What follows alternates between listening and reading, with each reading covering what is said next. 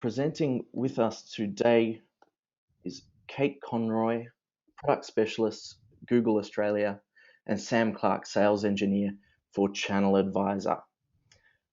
Moving right along, today's presentation, just a few housekeeping matters before we jump into it. There will be Q&A time at the end of around 45 to 50 minutes, so do feel free to submit questions using the questions interface throughout the course of the preso. I'll be collating those towards the end. I may not have time to respond throughout the presentation. As you can see, I'll be in control of the slide deck today. Join us on Twitter if you have any questions to follow up with after the presentation. Do feel free to tweet with the hashtag #EcomWebinar. That's hashtag ECOMWebinar, and we'll be following up with you after the event. Likewise, the recording and slides will be made available after the webinar, so be sure to look out for an email later next week from the guys at ChannelAdvisor. If there's any questions whatsoever, feel free to follow up with myself. That's campbell@mediapad.com.au. But for now, let's jump straight into it. And kicking off for us today, I believe it will be Sam Clarke, Sales Engineer of ChannelAdvisor.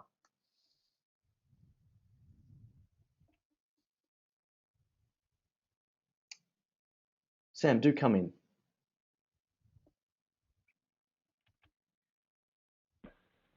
Thank you very much, Campbell. So I just wanted to run through a quick agenda here before we get things started off, looking at more detail with Google Shopping campaigns.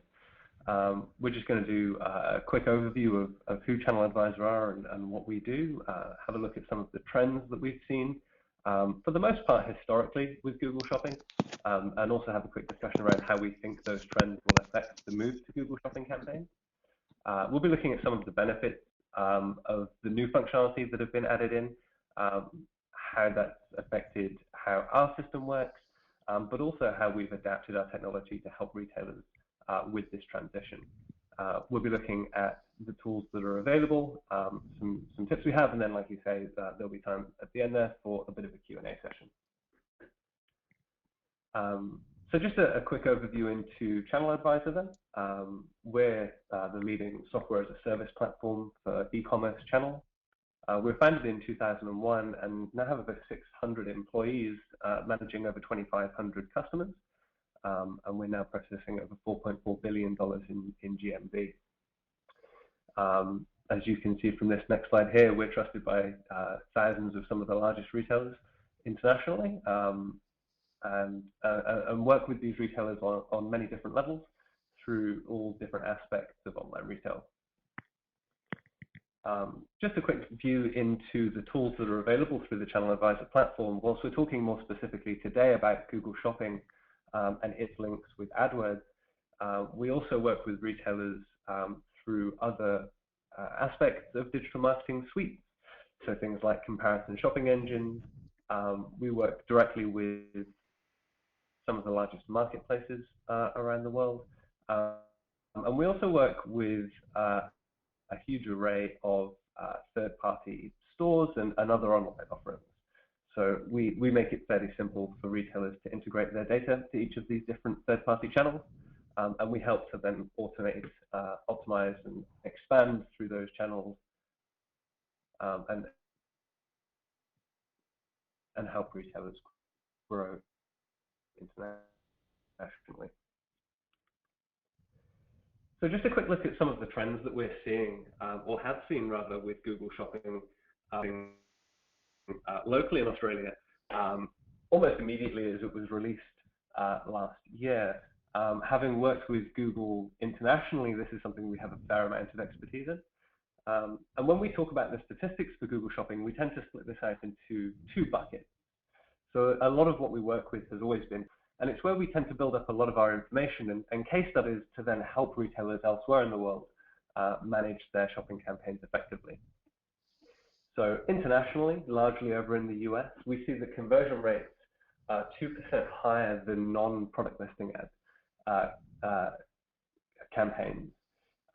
We see that half of all search clicks are coming directly from those PLAs, and the average CPC is actually equal to text ads. So as far as we're concerned with things like efficiency, the ability to display product imagery, promotional text, and link through to products on a much greater detail is huge by comparison to the spend is going to be the same across any other ad that you might be displaying. Now, outside of the US and more specifically within the APAC region, we see that these Google PLAs are really underutilized.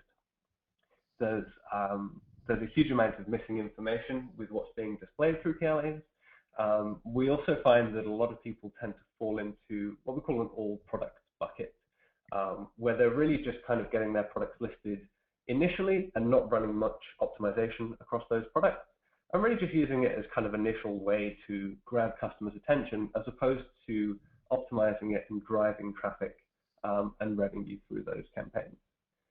One thing that is of a big advantage specifically in this region, however, is that the average CPC rate is much lower across PLAs than any other Google AdWords ad.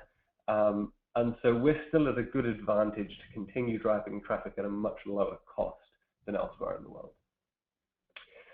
So at this point, I'd like to hand over to Kate Conroy of Google to give us a run through of how product listing ads have worked in the past and what we can expect of the changes for Google Shopping campaigns over the next couple of months.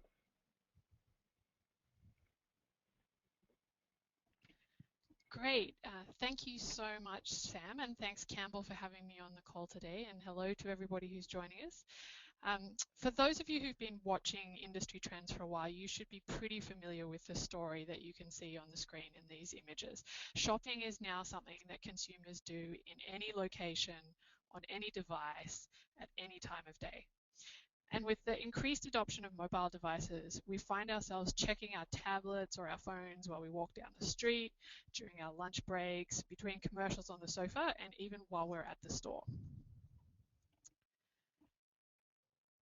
So given what shoppers are doing and the access that we know that they now expect to have with Google Shopping, we really want to provide a seamless shopping experience for those consumers.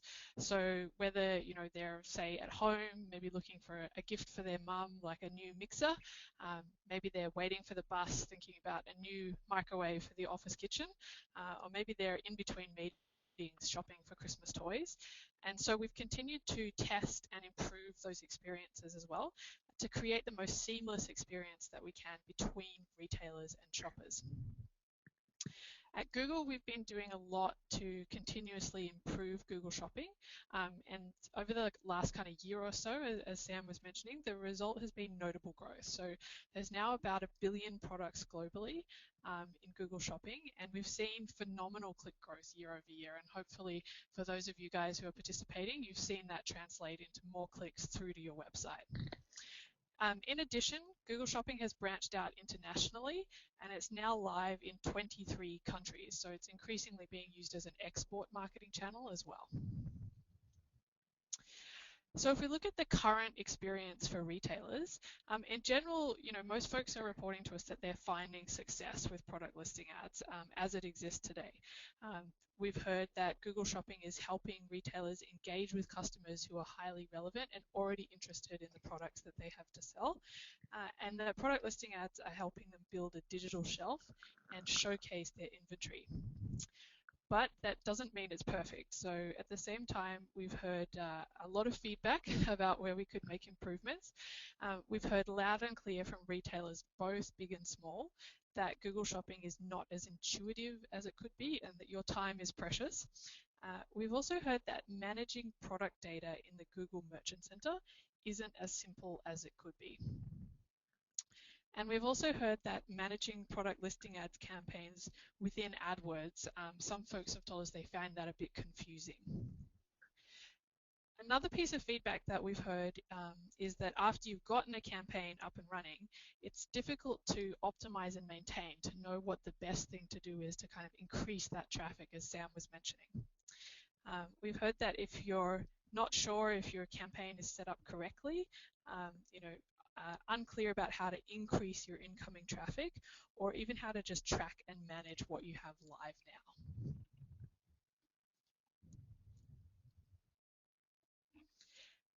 So at the end of the day, we know that great retailers think in terms of their inventory. They react quickly to change.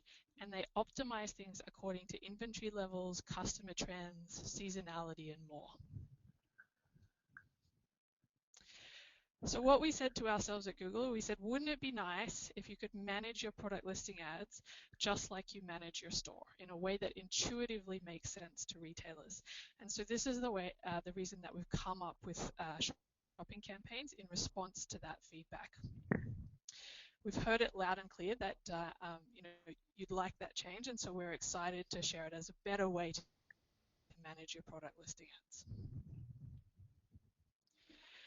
So for those of you who are kind of familiar with the broader AdWords infrastructure and how it works, shopping campaigns are just a new type of AdWords campaign. They're the fourth one that's available. So product listing ads used to come under search ads, so there would be a search ads campaign. And search ads are designed to be keyword targeted and show text ads. We also have display ads, often banner ads or maybe remarketing ads, and video ads, which are typically ads shown on YouTube. So now what we've done is added this fourth campaign type into AdWords, shopping campaigns. So you select it as a different campaign type when setting up. And it's actually the first time we've ever had a campaign type really dedicated to an industry. So it's focused on these product listing ads that are created based on what you send us in a Merchant Center feed, and it's only for online retailers.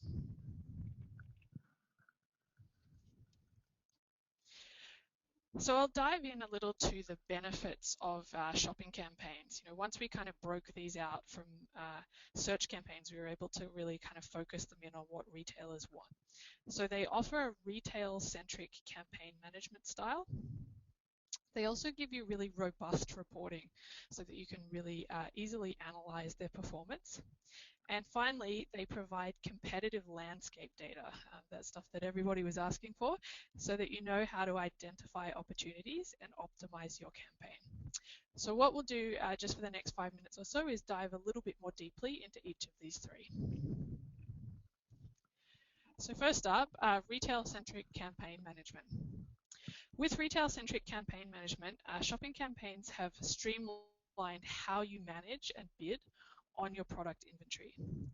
So for example, you can browse your data feed directly in AdWords and select the products you want to bid on more granularly.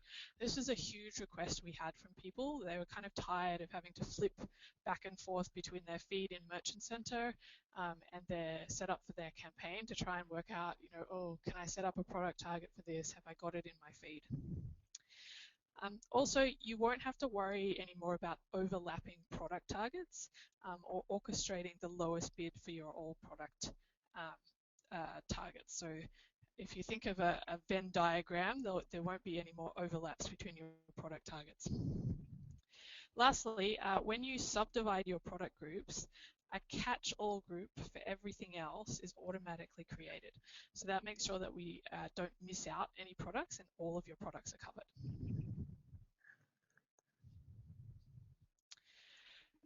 So diving now into advanced reporting, which is the kind of the second pillar, I guess, of shopping campaigns. It's where you can view your performance by product attributes like brand or product type or even individual product IDs, regardless of how you set up your campaign. So in the old product listing ads, you kind of had to add something as a product target before you could get reporting on it. But in the shopping campaigns, you'll be able to use the Dimensions tab. You can see there is the last tab there to get reporting right down to the product ID level if you want to, regardless of which product targets you have.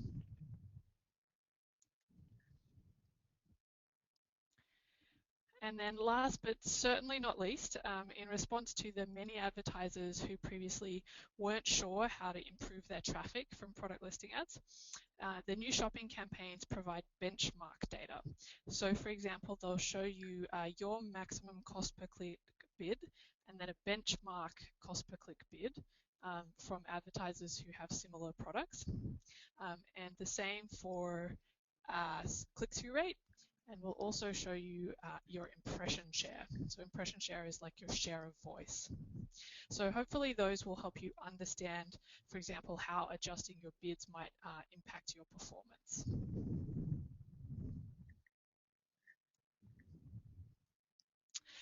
Great. So now we've kind of gone through, the main benefits of shopping campaigns. I thought I'd take a moment just to kind of walk you through roughly how to set one up. So it's fairly simple, but I'll walk you through the basics. So the first thing you should do before you do anything actually is a little bit of thinking. Always best to think first. So to prioritize your products with product groups. So specifically, most retailers are going to want to bid differently for different products, which means they need to subdivide or break out into product groups. So you can see here the examples of how you could break out your product groups. So category, the one you see there, that's the same as the column in your feed that says Google product category. Brand is obviously brand. Item ID is whatever you're giving us as the item ID. Often SKUs, people give us as the item ID. Condition could be new or used.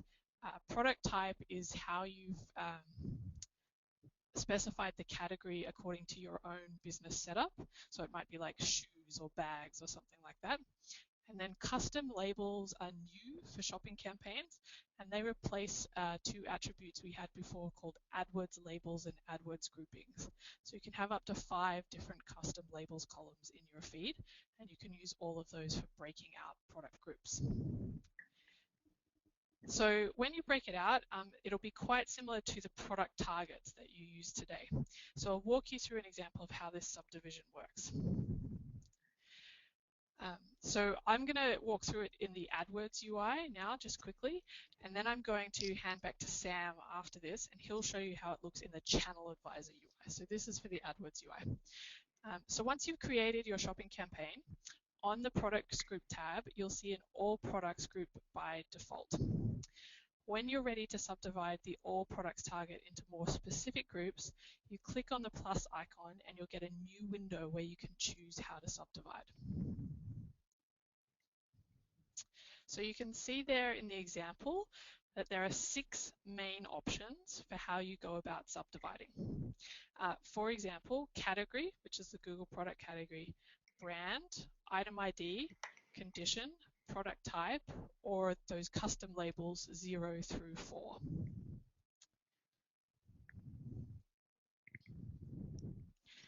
So you can see here in the example that in this account it's been broken out. We can see there are 3 main categories. There's apparel and accessories, there's electronics, and those 2 categories you can see in the max CPC column have had different CPC bids set for them. So for example, seeing as electronics are likely to be more profitable items, a higher CPC has been set for them.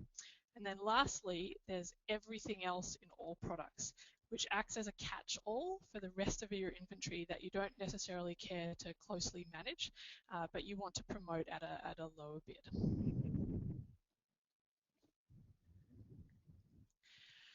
So once you're done breaking out, you can see that you can have more granularity in terms of how you promote your products. You can keep on subdividing if you want down to 5 layers if you really want to get that sophisticated. And as you subdivide, if you want to, you can exclude certain categories from showing. And you do that essentially by setting the CPC to 0, which will show as excluded. You can see here in the example, for example, it might not be the time of year for selling costumes, and so those have been excluded. But for all the other categories, a CPC has been set based on the relative value of that category to the business.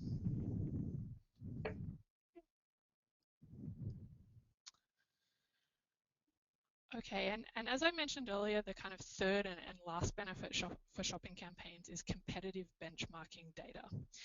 We had so many advertisers ask for more insightful metrics to help them make an impact on their campaigns, and that includes ways to help them find a good bid from the very start, understand how they compare with their competitors, and also to grow their overall share of traffic.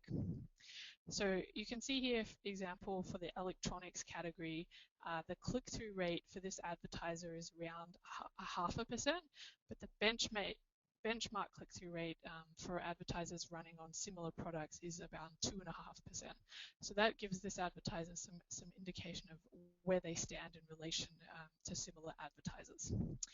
So now I'd like to hand it back to Sam, and he's going to walk you through how this works for all of you who are using ChannelAdvisor to set up and manage your shopping campaigns. Thank you very much, Kate. So just before we get into the nitty-gritty of creating shopping campaigns and managing bids and product groups appropriately, like Kate mentioned, the first thing we really need to consider is thinking about how we want to set these up. Now, a lot of what drives the way in which we create and manage shopping campaigns is going to be based on how we've typically reported on the information that comes from them. The way in which we do that can depend from retailer to retailer. In some instances, retailers aren't necessarily driven initially by revenue that's generated. Some retailers may be driven by a restricted spend. There are instances whereby products from certain suppliers offer certain kind of cost thresholds, and so spend has to be managed much more appropriately for those products than it would necessarily for other groups. So there are a few things to consider. First is how do we want to split these products out that's going to make it easy for us to report on further down the line. The next thing to consider is how we're going to be managing our spend across this channel, and how do we effectively manage bidding for each of the product groups that we'll be generating. And in accordance with that bidding, how do we effectively manage budgets? For some retailers, budgets can be controlled as kind of one singular entity. For retailers who are familiar with different approaches to managing AdWords accounts, they might be aware that that's not necessarily the case. And like I mentioned, there are a lot of things that fall behind that. Some of that can be down to cost from certain suppliers, margins across certain categories or certain brands. And so there are a few things to consider before we actually run through the process of setting up these campaigns. So let's have a look at the kind of ChannelAdvisor tools and the methodology within our platform for creating these campaigns. So the first thing we're going to have a look at here is creating a shopping campaign itself. Now, as far as information is concerned, it's very similar to the way that this is managed within Google AdWords. We don't want to detract too much from the way that this has been created. And really all we're looking to do is make sure that this interface is kind of unified across the rest of our platform, and that we make it simple enough for retailers to come back further down the line and perhaps modify where they're targeting with this specific campaign, what the budget is associated for a specific campaign. And so we keep it fairly simple. So first thing we're looking at is budget and bidding. We can specify an average CPC across this entire campaign and define our budget. We can specify mobile bid adjustments for displaying across mobile devices versus desktop. And then we get the same enhancements that we've seen through the rest of enhanced campaigns. So things like scheduling, locations, excluded locations, and everything else of the sort. Once we've created the campaign, then we need to go through the process of beginning to create our product groups. Now, for retailers who are familiar with this process, you'll know that it can be a fairly time-consuming thing. And on average, from our research, we found that it, generally speaking, takes 3 to 4 hours just to create the product groups that you'd need across your entire inventory feed. Now, the process is fairly similar for creating product groups as it has been in the past, but we've tried to find a way to make it much more simple and really save on the time that it takes so that you can much more effectively manage these product groups and really get down to the bottom line of how they're performing and make sure that your spend is being allocated correctly. So what we have here is what we're calling a product group template. It's essentially an automatic generator of product groups on your behalf. So all we're doing in this instance is continuing the segmentation that we saw through Google AdWords, but we'll automate it across the inventory information that we see directly from the inventory feed that's being utilized for Google Shopping campaigns. So we can automatically specify that we want to segment by brand, first level category, and second level category. And then anytime an inventory item is added to your feed, we'll automatically go and create that product group if it doesn't already exist. And if it does exist, we'll automatically associate that product to the correct group and begin bidding based on whatever rules have been set up through that initial process. So the idea here is that we can really automate that entire process, save a lot of time and make sure that you're focusing on the more important instances of what the budgets are set at, how they're controlled, and how you're bidding across all products that are being sent out to Google Shopping. Now, I set up a couple of examples here, really just to give a basic understanding of how that differentiation between the segmentations allows you to effectively manage your bidding. So in this instance, we're looking at both an individual product, so the 8-burner barbecue up here, and we know on average that that 8-burner barbecue has a high sell price. As a result, that's going to leave us the ability to likely have more marketing spend associated to this product. By comparison to cat furniture that has a much lower sell-through price, we may have a smaller spend associated, or we may not have spend at all for individual SKUs, and we could well be looking to exclude those. So through our product group generator, we can specify which category is going to be associated with which bid level. We can automatically exclude products from certain categories, certain brands, even all the way down to an individual SKU. We can then manually manipulate the way that we're bidding across those products. So like I said before, looking at kind of the automation aspect of these product group templates, we're going to, every time a product is sent through to our system, we're automatically going to segment that item to the product group that's been set up based on the rules within our platform, and we'll automatically begin bidding on it on the retailer's behalf. So looking at kind of the overall benefits then of the product group generator, so we have huge time savings. Like I say, typically speaking, 3 to 4 hours for the majority of retailers. We have the ability to make it much more granular in structure. We can define based on even, like I say, down to the product ID level, we can automatically generate thousands of product groups at once and make sure that those bids are granular and dynamically associated on your behalf. The main idea here is that we want to remove the idea of using an all products group or target. Historically speaking, it had always been a fantastic tool to use to ensure that your products were always being sent through to Google Shopping correctly and that they were never being excluded through things like missing data.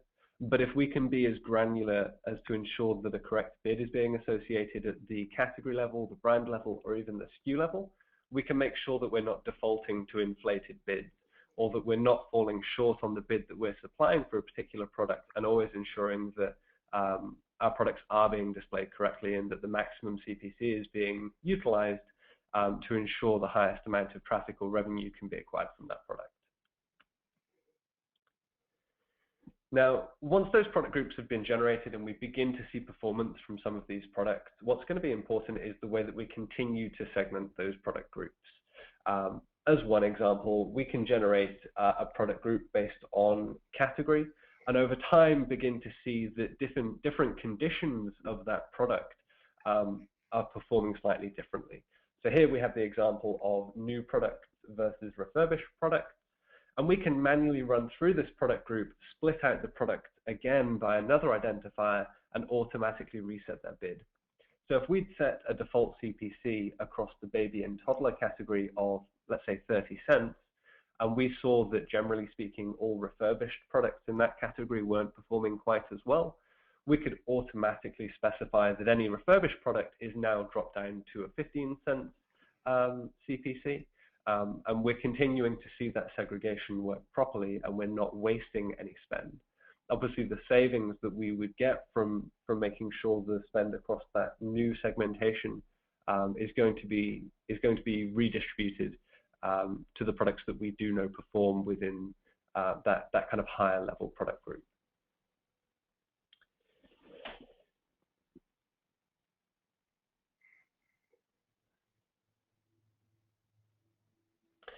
So having a look at how bidding works. Now, Kate alluded to this a little bit earlier on, that essentially if we want to remove a product from a group, that we can bid that down to a 0 CPC, or essentially exclude it from the group that's been generated. We can, in the same vein, just manually manipulate the bid of any group or any SKU across the entire account. So if you have a one-off case of a particular product you want to ensure is being made visible, or you have a product you know has gone out of stock but isn't going to be updated in the feed for another couple of hours, we can still manually go and manipulate any product to ensure that we're not seeing any wasted spend. One of the bigger advantages of the ChannelAdvisor system is that we can begin to automate some of those bids as well. So if we're looking to manipulate bids in order to improve our return on ad spend, we can automate that in an effort to make sure that spend isn't wasted and that you're seeing the maximum returns possible from the channel. So like I say here, if we're looking at making an individual product bid, we can drill through the product group reporting down to the SKU level and individually select how we go about manipulating that product, whether we bid down to 0, whether we reset back to the default CPC, or whether we individually specify a new bid for that product.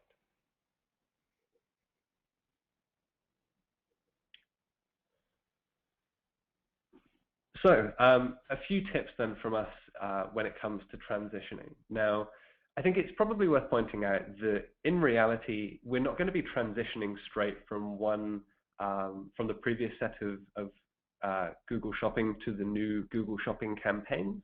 There's going to be a lot of information that drives the structure of these new campaigns. And so what we really want to be doing is starting from scratch in the way that we create our groups, but also in the way that we report on the performance of those products. So we're suggesting that we start on a small scale from scratch and begin to generate groups across a couple of categories that you know are performing. And then over the next few weeks, you can begin to expand out so that you're fully transitioned before the August deadline. We really want to make sure that you're not waiting till the last minute to transition all of your products across. The worst thing in the world that could be happening at that point is you have to reallocate budget, you have to increase spend, or you may even be left in a scenario where products just aren't being displayed because they're not falling under any of the new Google Shopping campaigns. It's really important that you continue to utilize any existing optimization that's been done across your account. So whether that's things like negative keyword lists that have been associated, whether that's things like bids that you've held across certain categories or product types, make sure that all that information is still being brought across, and continue to ensure that you're utilizing the full extent of enhanced campaigns.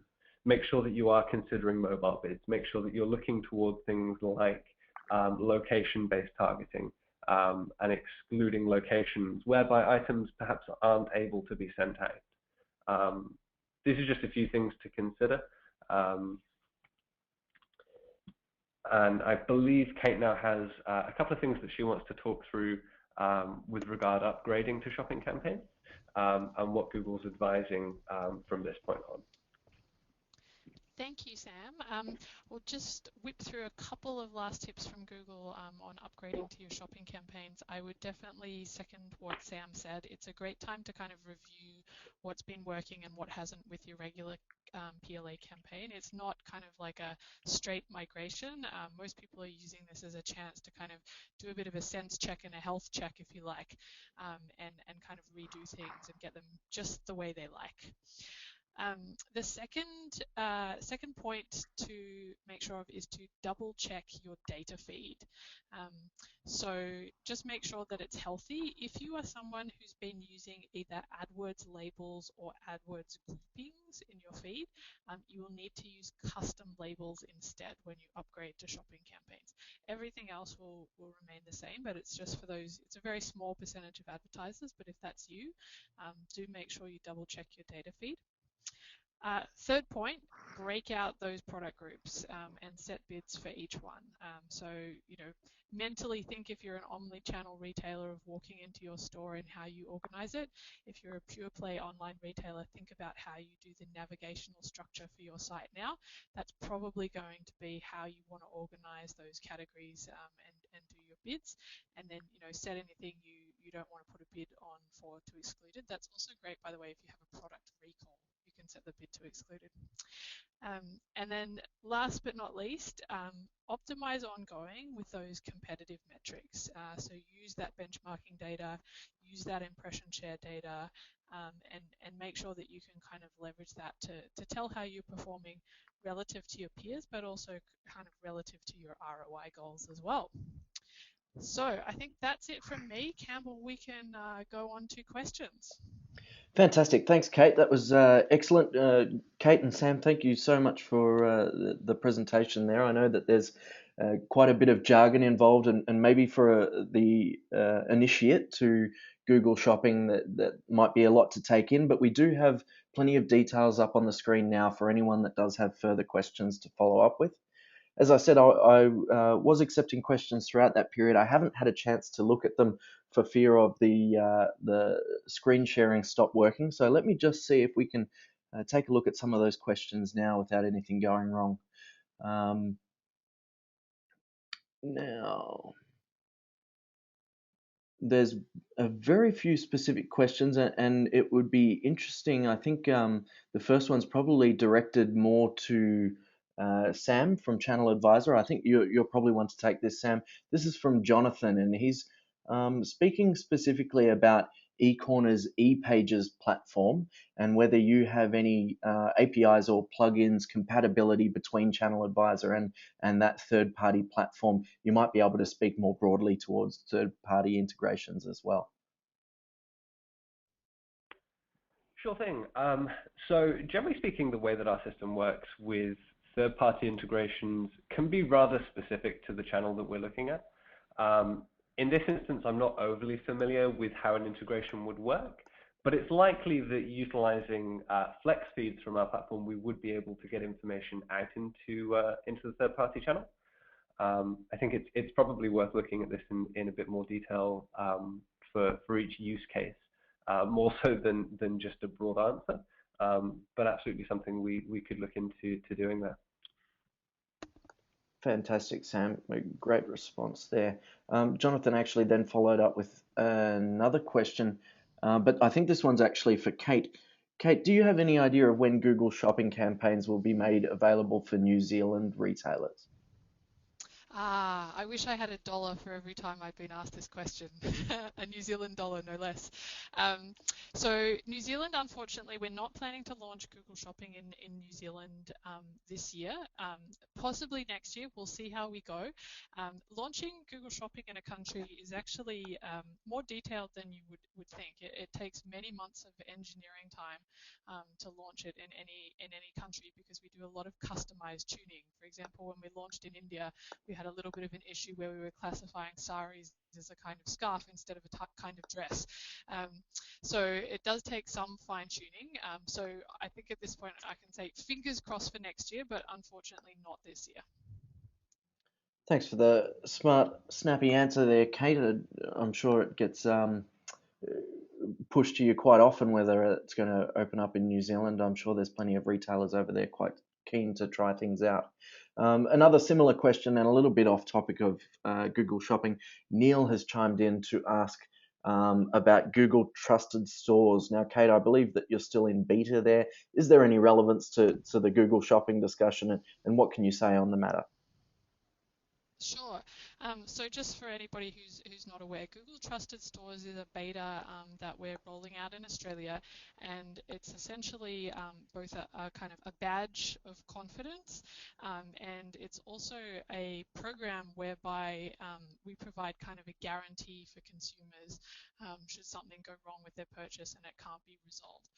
So the badge is awarded to retailers where they meet certain thresholds around quality, kind of responsiveness to customer issues, shipping speed, etc. And we do have a form where you can register your interest. At this point, we're just kind of working slowly through as we get the beta rolled out. But perhaps, Sam, if I make sure that I give you that link after the webinar, are you happy to kind of send that link out with the follow-up email? Yeah, absolutely. Okay, look, let's do that.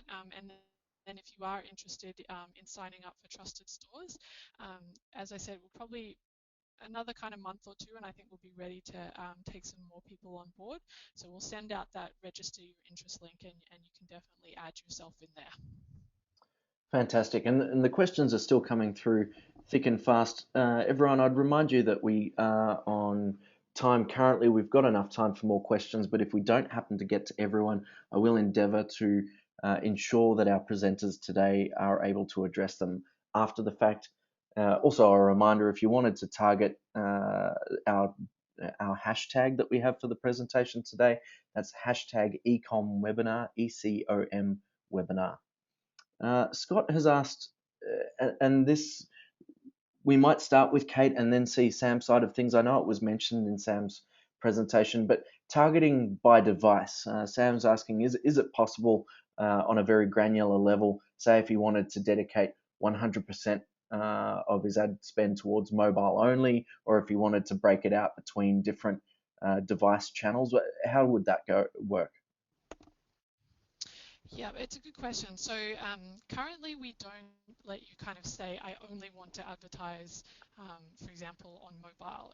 The same as with regular enhanced campaigns, you essentially set a bid, and then which is for desktop and tablet, and then you set a mobile bid adjustment on top of that. So you can bid kind of either more or less than your desktop tablet bid relative. Um, Relative against that, for example, plus 30% or minus 30%. The reason that we do that is when we've done, and we did a lot of extensive study on this, I have to say, there are, consumers are on pretty much all devices, and a lot of them actually switch devices mid-purchase. So if you are present on one device but not on another device, you're actually going to lose a lot of sales because people are, like they look something up on their phone on the train, but then because they don't want to type in their credit card with 2 thumbs, they actually go and complete the purchase on their desktop, when they get home at the end of the day. So you can certainly set, if you feel like the traffic that comes from mobile is more valuable, you could set, a bid of 50 cents and then bid plus 100% on mobile, which would make your bids on mobile $1 instead of 50 cents, and account for it that way. But you can't kind of opt out altogether from showing on desktops and tablets. Fantastic, and I believe that took care of David's question regarding mobile bid adjustments as well. However, David, if it didn't, feel free to send back a slightly more specific version of the question that really gets at what you're interested in there. Now, Jax asked a question, and this one specifically, I think, for Sam. Sam, you mentioned encouraging your clients to be able to bid aggressively through the ChannelAdvisor platform. Jack's asking, what exactly do you mean by that? Why should they need to be bidding aggressively? So one of the things that I mentioned earlier on in the presentation is that throughout this region, PLAs historically, and kind of following through from that Google Shopping campaigns now, are still heavily underutilized within this region. And so by ensuring that your products are being displayed across the search terms that are being kind of utilized and generated on your product information, it's just going to give you a really big head start before the majority of retailers come on board using and utilizing Google Shopping campaigns as well.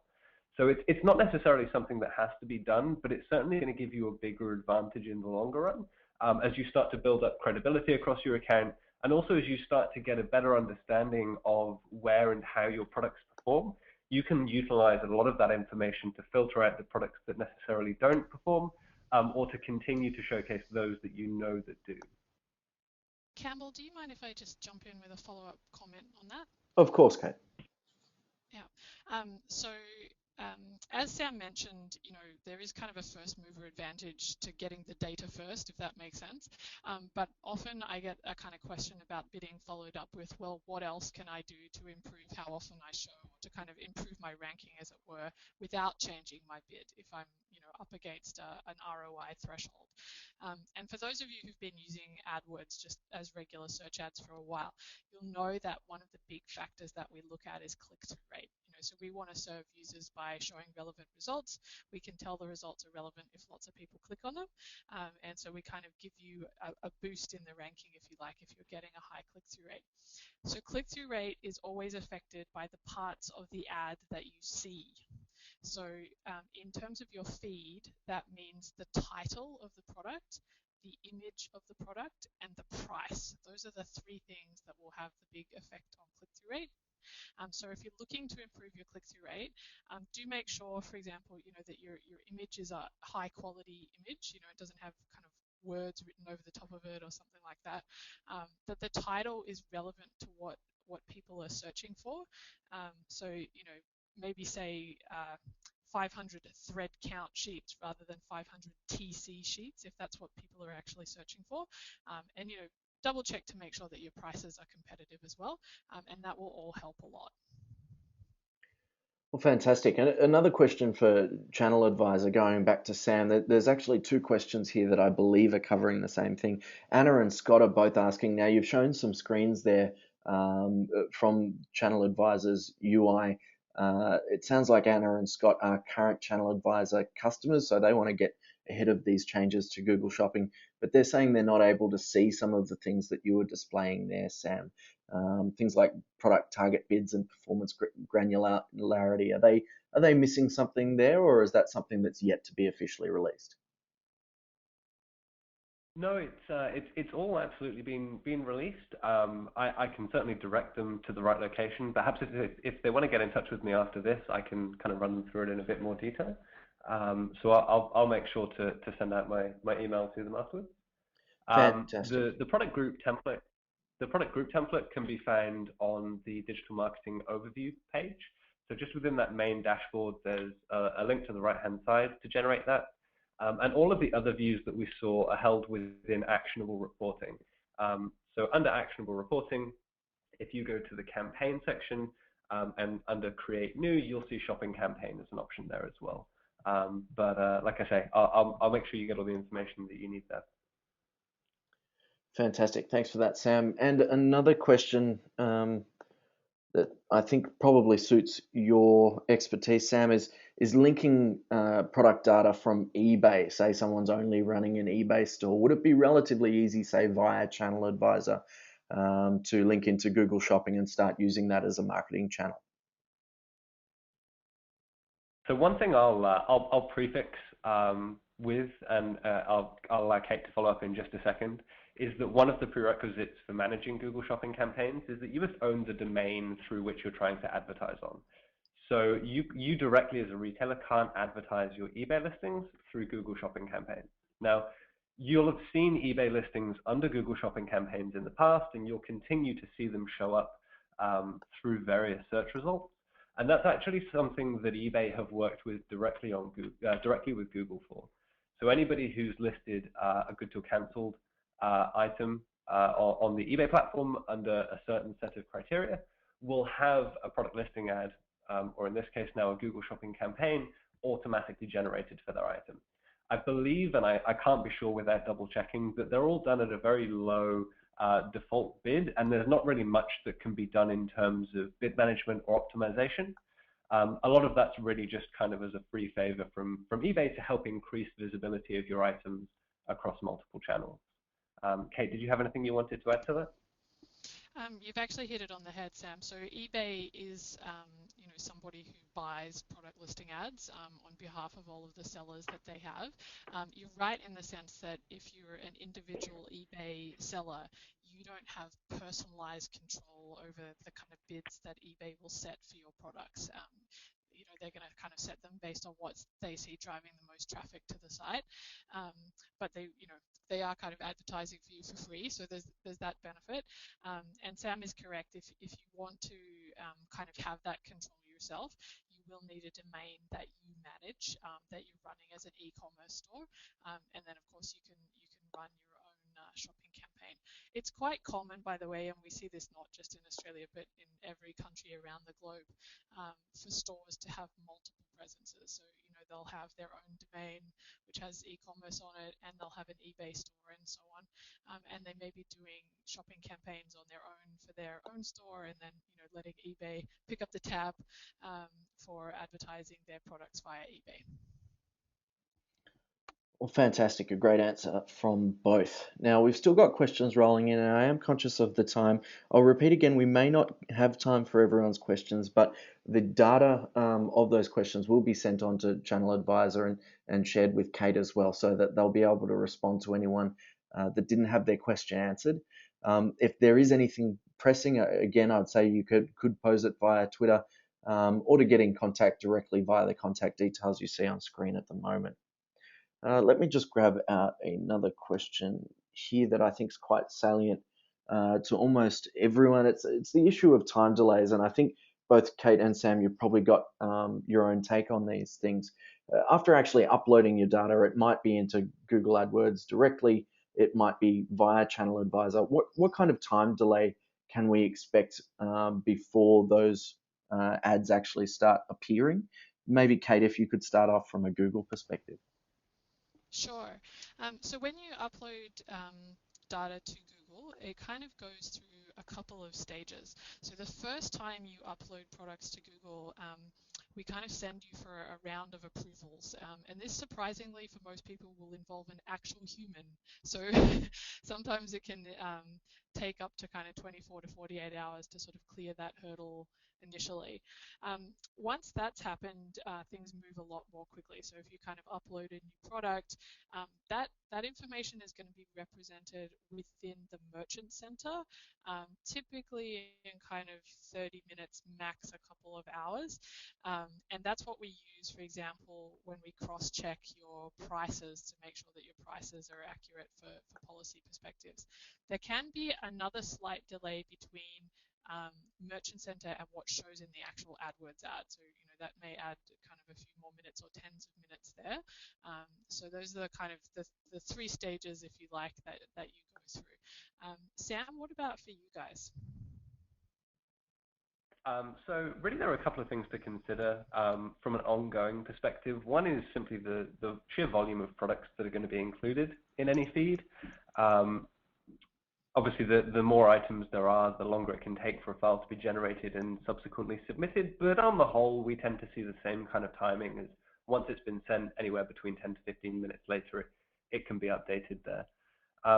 One thing I'll probably add to that is that we've always worked fairly closely with Google and continue to do so. And one of the more recent things that we've been looking into utilizing is Google's Content API, whereby instead of actually sending feeds out to the Merchant Center, we integrate with them much more directly. And so as changes are reflected within the ChannelAdvisor platform, we can push those changes out into Google's platform as well. Now, that's not going to stop the initial submission of products into the Merchant Center, and there are always going to be some timing constraints on how products are displayed or how frequently updates change. But from an update perspective from the retailer to ChannelAdvisor, that helps move away from the idea of sending a feed once a day to then allowing you to make changes sporadically throughout the day. So that's something we're continuing to work on, and as we get to a point that that's released, we'll no doubt go through that in a bit more detail. But it's ultimately the goal that we get to a position whereby we can make those changes almost instantaneously. Fantastic. Well, look, I think we've only really got time for one more question, and so I'll be trying to kill two birds with one stone. And in that sense, there's two people asking almost the same question, I believe. And I think we'll go to Kate for this one. Essentially, the dilemma that these two retailers are having is how to divide their AdWords spend between Google Shopping campaigns and text-only ads. Kate, do you have any recommendations of whether they definitely have to be running both, and what kind of ratio of spend you would be recommending? Yeah, it's actually a really good question, and it's one that comes up a lot. So the first thing I would say is generally what we've seen on our end is the more real estate you own on the page, the more clicks you get, right?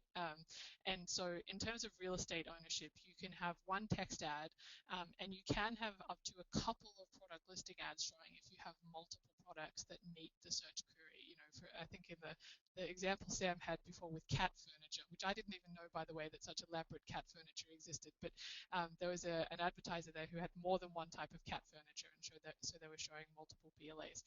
So if you're looking for maximum traffic, then my advice would be to keep them running. However, everybody has ROI goals that they need to meet, and everybody has personal time constraints as well that they need to meet about managing their AdWords campaign. So in that case, it does help to kind of segment and say what's getting me the best ROI kind of across the board, but also to keep in mind where product listing ads won't show. So product listing ads aren't going to show for people who are just searching for your store name, for example, and may not show for some kind of more general category type keywords. So I would definitely recommend kind of keeping at least those categories running for your text ads if you are really budget constrained. But otherwise, for max traffic, you can have each and then optimize each for the ROI that it delivers. Fantastic. Well, thanks for that, Kate. Now, we have just hit time now, so I'm going to call it. Again, thank you so much, both Kate and Sam, ChannelAdvisor and Google, for presenting today. It's quite a niche topic, yet at the same time becoming so crucial for so many retailers. And to shed some light there is absolutely fantastic. Again, to all our attendees, thank you for coming. I'm sorry that we haven't been able to get to all of your questions, but we will be able to follow up on those. Do look forward to our communication in the coming days, if not next week at the latest. And that will include the full slide deck recording of today's webinar. Thank you all and have a great day.